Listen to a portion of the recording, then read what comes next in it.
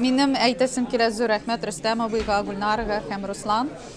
Шундый кызык кеше оештыру өчен. Мин штабта инде беренче мәртәбә түгел. Бик шат тагын монда булырга, һәр вакыт шат монда килергә, шундый матур истәлләрне күрергә. Зур рәхмәт ашлары да өчен.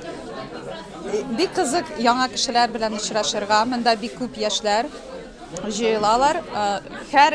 Һәр мәртәбә монда киләм, һәр мәртәбә танышкан кешеләрне дә очрашам һәм яңа кешене дә очрашам. Шуның өчен мин уйлыйм, шундый кешеләр алар бик мөһим. Яңа кешеләр дә өчен очрашу, дуслар да очрашу өчен.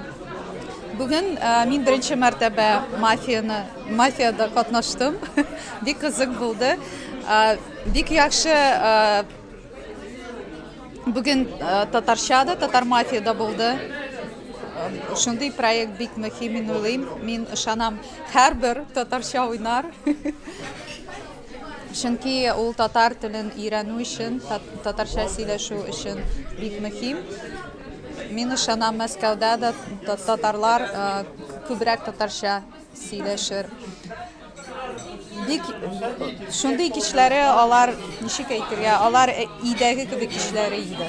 Менә һәр вакыт мин киләм, мин өйгә кебек киләм. Монда ул инде зур гаилә кебек.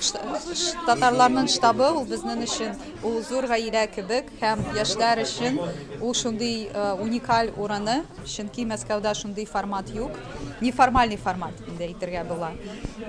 Шундый да формат, төрле форматлар кирәк һәм шундый да формат яшьләр өчен, татарлар өчен, Мәскәү татарлары өчен бик мөһим.